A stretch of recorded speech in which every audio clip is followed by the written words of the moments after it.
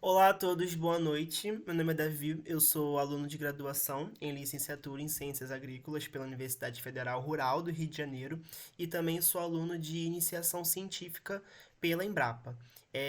Dentro da grande área de estudo que é a restauração florestal, eu estou junto com o meu grupo de estudos analisando a densidade estomática como um atributo funcional de espécies arbóreas. Então, esse trabalho está sob orientação do pesquisador Luiz Fernando Duarte de Moraes, da Embrapa, e a professora Helena Regina Pinto Lima como co-orientadora do Departamento de Botânica.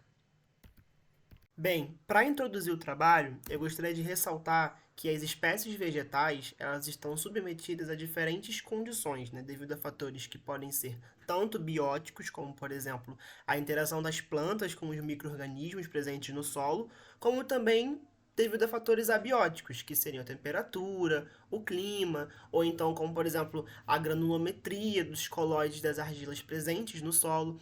Então, esses fatores, quando combinados, eles podem gerar, né, mudanças significativas no caráter morfológico, anatômico ou fenológico dos vegetais, a fim de conseguir então se estabelecer naquela comunidade.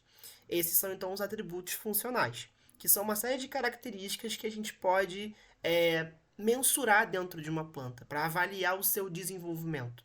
E dentre os órgãos dos vegetais, a folha é o que apresenta uma melhor resposta a tais variações. Ele é um órgão que apresenta o que a gente diz uma alta plasticidade, ou seja, a capacidade de um genótipo de gerar um ou mais fenótipos devido a essas variações.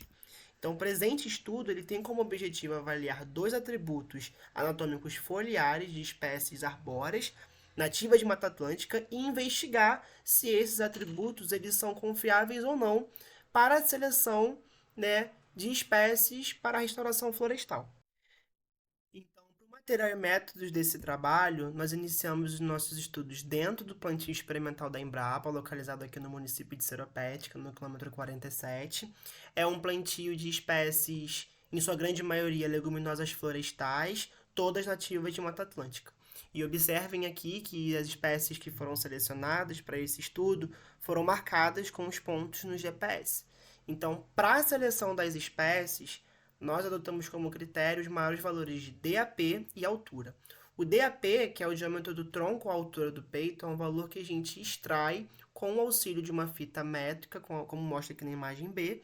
Então, com a fita, a gente vai medindo a circunferência dos troncos, né, que é o CAP.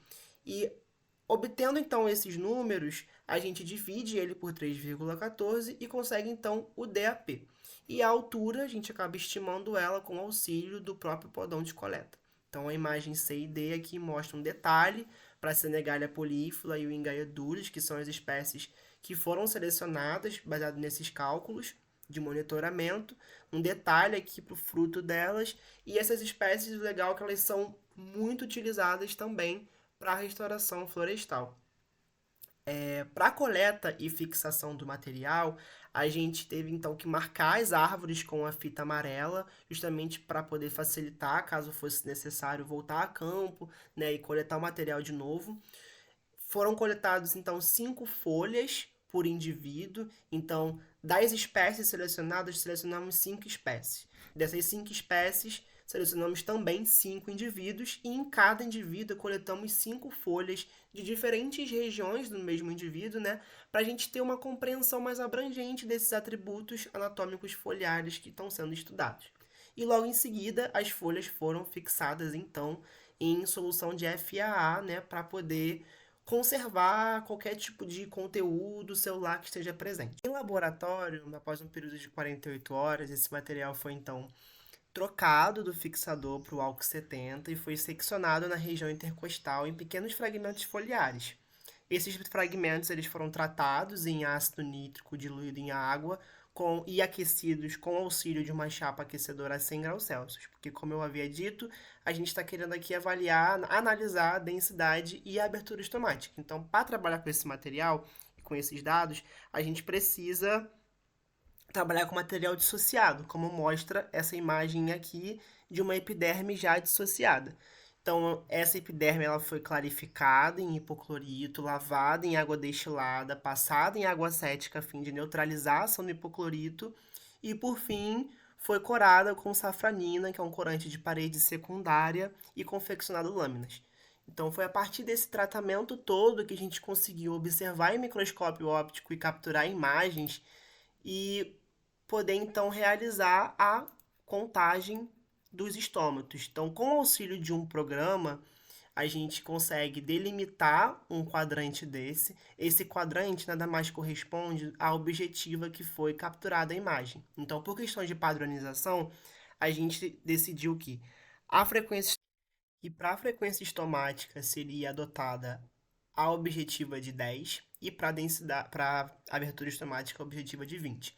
Então, em cada epiderme dissociada e corada, foram capturadas 5 imagens como essa, com quadrantes em diferentes regiões, sempre atentando, né, ao quadrante não se sobrepor um ao outro, porque a ideia aqui é justamente contar os estômatos presentes dentro desse quadrante. Então, em cada epiderme foram feitas 5 contagens. E para a abertura estomática, foram feitas utilizando uma outra ferramenta, não é um campo, mas é uma ferramenta que tem muito similar a uma régua, e aí a gente vai medindo a abertura estomática de cada poro. Então, os resultados eles mostram que as espécies estudadas se tratam de folhas hipoestomáticas, ou seja, os estômatos eles estão localizados na superfície abaxial da folha, na parte de baixo, bem como também numerosos tricomas trictores unicelulares presentes, né, dispersos ao longo da epiderme. Vale ressaltar também que os estômatos eles podem ser classificados de acordo com a sua morfologia. Então, lembrando aqui que o complexo estomático ele é formado por, basicamente, um poro, que é por onde é feita a troca gasosa, o contato com a atmosfera, por duas células guardas, que são essas células que promovem, né, fazem o mecanismo de abertura e fechamento da fenda estomática, e por células anexas que podem estar ou não presentes. E dependendo do arranjo, né, da organização dessas células anexas, a gente pode classificar esse estômato como parasítico. Então, observem que as células estomáticas aqui estão bem dispersas na epiderme e que as células anexas elas estão localizadas no sentido paralelo à fenda estomática. Portanto, esse estômato é classificado como parasítico. E os tricomas também eles agem aí como um atributo funcional, sobretudo nas espécies que estão submetidas a condições de alta luminosidade, né?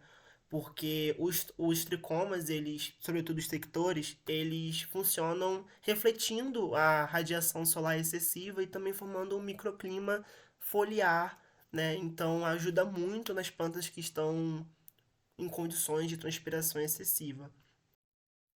Então, observando essa tabela, que é uma relação dos indivíduos estudados, das espécies estudadas com suas respectivas famílias e frequências estomáticas, a gente tem que a Senegalia polífila e o Engaeodulis, ambas as espécies, elas apresentam, aqui nessa coluna, uma frequência por folha, então eu tenho folhas de 1 a 5, onde em cada folha foram capturadas 5 imagens com 5 campos, né, referentes à objetiva observada na de 10. Então, aqui eu tenho na folha 1, 91,4, folha 2, 118,4. Aqui eu já tenho as médias formadas das 5 contagens, né, dos 5 campos por folha. Já aqui na média final, nessa coluna, nessa última coluna, que é a média por indivíduo, eu tenho já a média das 5 folhas, né, e a gente percebe uma diferença entre as contagens, entre a Senegalia polífila e o Engaeodulis. Então, que tipo de informação a gente pode extrair disso? De que a frequência ela se difere nos indivíduos estudados desse mesmo plantio, e para isso é necessário ainda mais estudos que para investigar essa correlação, se há uma correlação entre a frequência e a abertura estomática como um atributo funcional confiável para a seleção de espécies arbóreas para a restauração florestal. Aqui estão as referências, eu agradeço à Embrapa, ao CNPq também, ao Departamento de Botânica da Rural e ao Laboratório de Pesquisa em Anatomia Vegetal. Obrigado.